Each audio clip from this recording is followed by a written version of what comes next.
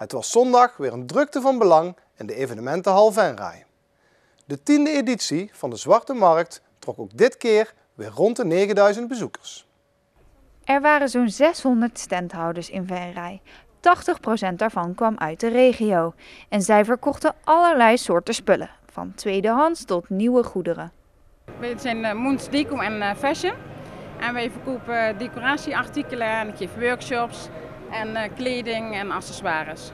Nou, zinkwerk verkopen we, wat huisdecorspul hebben we en schoenen.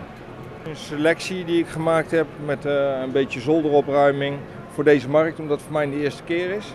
Dus ik wist niet wat ik hier precies voor het publiek kan verwachten, ja en nee, maar ik zit hoofdzakelijk in partijgoederen. Wat maakt zo'n Zwarte Markt nou zo gezellig? Ik denk de verschillende mensen. Ja, iedereen is toch lekker op pad en ja, de verschillende mensen, ik weet niet hoe ik dat moet uitleggen, het is gewoon gezellig. Ja. De sfeer die eromheen hangt, hè? Het is allemaal, ja, allemaal gemoedelijk hier en zo. Een beetje wat drinken, wat eten, een beetje rondkijken en zo. Ja, het is ja, heeft wel wat. Een gezellige sfeer. En heeft u nu al veel verkocht? Nou, dan moet u aan hem vragen, want hij is degene van het geld. Ik heb al best wel veel verkocht. Meer spellen en zo en kleren. Die worden vaak verkocht hier. Met zo'n 9000 bezoekers werd de Zwarte Markt erg goed bezocht. Het grootste aantal bezoekers, zo'n 70%, komt uit de buurt. En zij komen voor allerlei speciale artikelen naar Venray. Wat heeft u zojuist gekocht? Ik heb Aloe Lips gekocht. Dat is heel fijn. Het is eigenlijk EHBO in het klein. Als je bijvoorbeeld aan het braden bent thuis of aan het bakken bent, heb je wel eens dat zeg maar het vet op de hand spat. En dan pak je deze en dan wrijf je dit erop en dan trekt de hitte eruit en de volgende dag heb je nergens geen last meer van. Maar eigenlijk is hij voor de droge lippen. Nou, we hebben nog niks gekocht. Nog niks gekocht? Nee. Bent u wel naar iets op zoek? Ja, we zijn op zoek naar een hondentrim-apparaat, maar we kunnen het niet vinden. Dus. Wil je het zien? Ja, ik ben wel benieuwd. Een nieuw hoesje voor de telefoon. Nieuw hoesje voor de telefoon. Daar was u ook naar op zoek? Nee. Gewoon, ik liep ergens langs, toen dacht ik, daar moet ik nog een nieuwe voor hebben. Dus, en verder zijn we hier omdat mijn dochter hier ergens op een stand zit. De organisatie was na afloop blij met de opkomst. De volgende Zwarte Markt in Venray is op 9 mei. Na een schorsing werd de raadsvergadering van de gemeente Venray gisteravond hervat. Met in het bijzonder het cultuurhuis dat op de agenda stond. Toen de raad er 26 maart niet meer uitkwam, besloot de burgemeester het onderwerp cultuurhuis te schorsen tot gisteravond. In die tussentijd had de wethouder tijd om meer en duidelijke informatie te verschaffen aan de fracties. Afgelopen donderdagavond werd een vragenuurtje georganiseerd voor de raad, waar overigens door onduidelijke berichtgeving de VVD, Inventief en SP niet bij aanwezig waren. Uiteindelijk stemde gisteren iedereen, behalve de SP, in met het voorstel om onderzoek te doen naar een cultuurhuis. Het amendement dat door het CDA was ingediend om 2 onderzoeken, 1 naar het gebouw en de andere naar de efficiëntie van een gezamenlijke organisatie, gelijktijdig te doen, werd ook bijna raadsbreed gesteund. Echter wederom zonder de steun van de SP. Zij zijn nog steeds niet overtuigd van de noodzaak van een cultuurhuis. De afgelopen weken hebben we er heel veel over nagedacht. In eerste instantie hadden we zoiets van, nou, waarom eigenlijk nog niet zo'n cultuurhuis?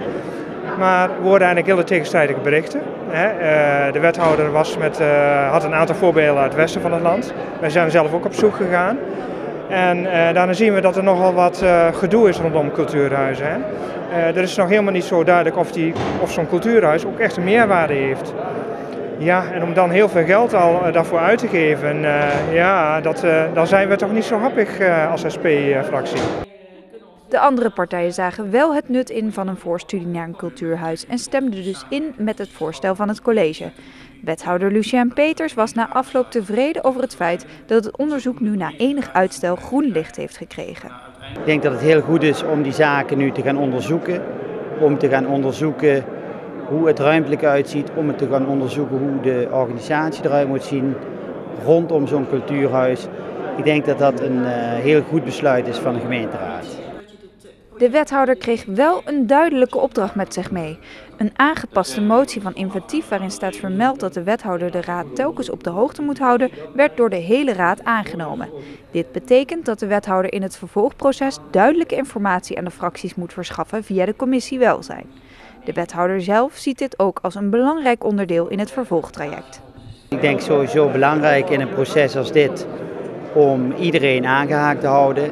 Ik zit op regelmatige basis aan tafel met de besturen, de stuurgroep van het rondom de cultuurhuisontwikkeling.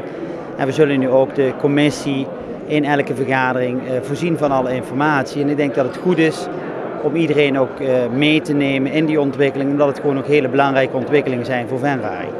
De SP gaf gisteravond echter aan dat de partij weinig vertrouwen meer heeft in de wethouder bij dit dossier.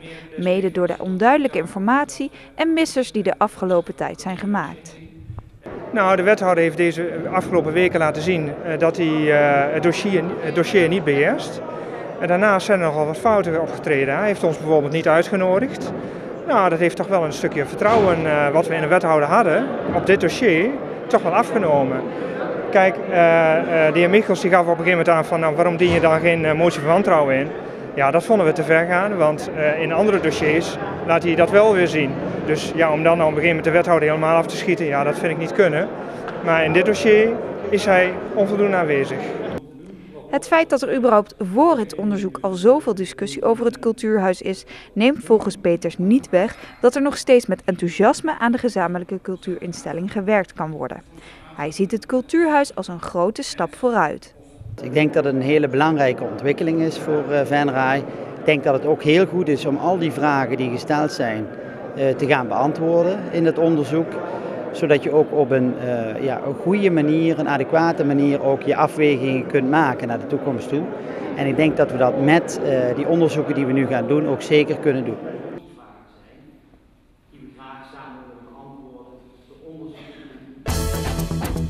Basisschoolkinderen kennis laten maken met techniek. Dat is het doel van het Techniekplein. Zagen, meten, roeren en bouwen. De leerlingen van groep 7 van basisschool De Keg draaien er hun hand niet meer voor om. Tijdens de les bij het Techniekplein worden de kinderen enthousiast gemaakt voor de wereld van de techniek. En dat is nodig, want er is een tekort aan werknemers in die sector. Basisscholen in Venray kunnen zich nu inschrijven voor lessen op het Techniekplein. We hebben nu dit jaar volgens mij 4 of 5 verschillende scholen die hier komen. Met verschillende groepen ook. De Keg komt hier zelfs met 4 groepen. Maar we willen er in de toekomst naartoe dat eigenlijk alle scholen van SPOV hier naartoe komen. Want er zit een flinke uitbreiding aan te komen. Een lokaal wat we gaan verbouwen. Waardoor we ook meer groepen de mogelijkheid kunnen bieden om te komen. En waarom is dat? Want we hebben hier in Venray ook al kiestechniek bijvoorbeeld.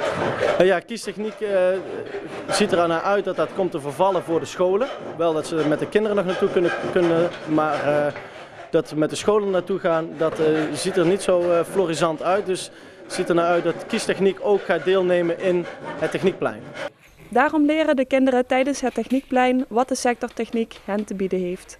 Het blijft een heel groot gat zitten bij techniek. En dus we willen dat meer kinderen ook de techniek ingaan. En het is niet alleen maar met handen werken, maar ook heel netjes, zorgvuldig en met het hoofd werken. En dat willen we de kinderen ook laten zien dat het veel meer is dan alleen hout of bouw. Maar techniek, dat blijkt soms toch nog wel lastig. Wat zijn jullie hier aan het maken? Een shampoo. En lukt het? Nee. Nou, bij Robin niet. Nee, dat niet. Want hoe moet het er eigenlijk uitzien? Een beetje zo-achtig. Alleen, bij mij lukt dat niet echt. En wat ga je nu doen dat het dadelijk toch weer goed komt? Zout of water erbij doen. Meestal helpt dat wel. Nou, Maaike. En kun je mij eens vertellen, wat heeft shampoo maken nou met techniek te maken? Nou ja, shampoo hoort bij chemie en chemie hoort dan weer bij techniek, zeg maar. Na shampoo maken leren de kinderen ook bruggen bouwen, vloeren leggen en metselen. En hoewel dat lastig is, helpen de vrijwilligers om de projecten tot een goed einde te brengen. Wij zijn een toren aan het maken, dan leer je om iets stevig te maken.